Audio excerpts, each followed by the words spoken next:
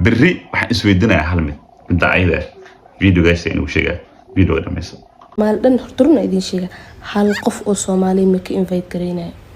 waxa aan qaadan waayay ay waxay tahay ilaa hadda aan fahmi la'ahay ma anaa wareysan ma garan ilaa hadda aan fahmi la'ahay waayo dadkii Soomaaliyeed aa shalay lahayd i caawiya dadkii Soomaaliyeed aa shalay lahayd garab isiya dadkii Soomaaliyeed aa shalay lahayd asxaabta waxa ka codsanaya intayna barnaamijka inaan bilaabay waa in aad subscribe-ka dac ay kaga siisaan haddii kale aan dabcan shalay waxay u oynaysay u qeylinaysay ay u calacalaysay Soomaaliya ay caawiya Soomaaliya garab isiya gabar Soomaali walaashiina ahay waxaan u baahanahay garabkiina waxaan u baahanahay caawitaankiina minaga maarmo dadkayga tihiin iyo hadal la mid ah dabcan gabadhan dhowr sano ka hor Nairobi soo gashay ayadoo basically aqoon ahaan dhisan saamisanahay ugu dambeyn way guuleysatay dadaalkeeda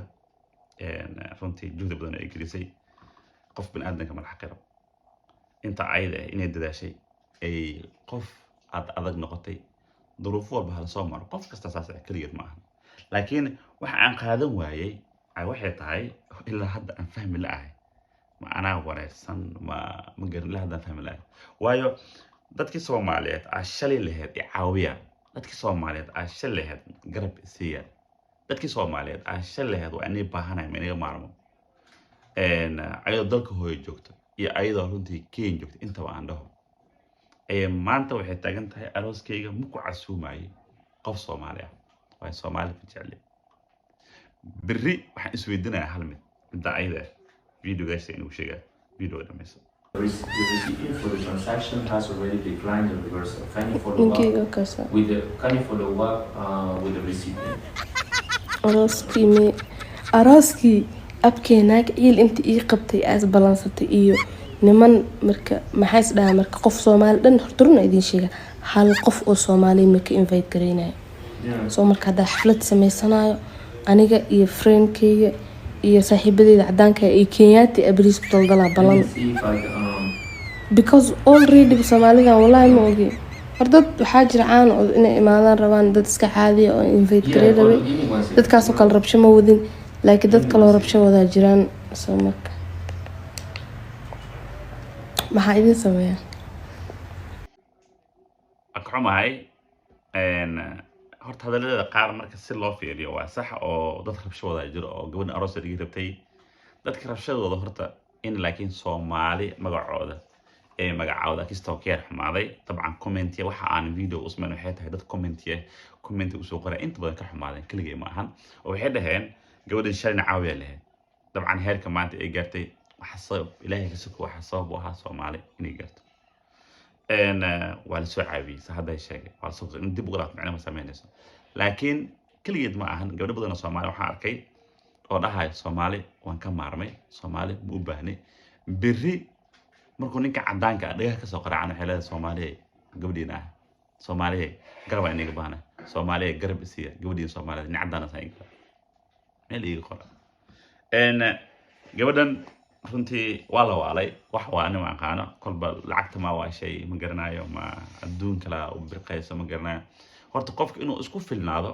oo uu noqdo qof oo kalsooni isku qabo oo isku filan wax fiican ta ayda waan soo dhaweynaa laakiin marka isku filnaatid macnaheedu ma ahan in ay ilowdid shalay qofka iyo shalay meesha ka imaatay ma jirteen dalka meel fog laakiin dad maqashid waa tan oo kale waayo qof shalay oo ku soo garab qabtay ku soo caawiyay oo maanta video arkay adoo leh Soomaali mu baahnay iska dhaadhicina qofka caawinay shalay qof nooc ahaa maxaa ku geeyay yaa ku soo bandhigay qofka xagaa inuu shaleeyo waa dadka Soomaalimada ee la weyntahay marka gabadhan waxaan la hortay loo qabanin commentiga waa arkay waa lagu karbaashay si xun baa loo galay dabcan de bari ana runtii inay sheegay bari waa tii soo laabatay ayadoo dheer Soomaali inka aniga dhashay ninka cadaanka saas uu galay ninka cadaanka waa soo xumeeyay gabadhan aan ooynaa banaanku ooynaa oo dhahay wiil Soomaalida mar rabo maxaan ku falay wiil Soomaaliya maxaan ku falay Soomaaliya maxaa saan u yeelay babba inta dhahan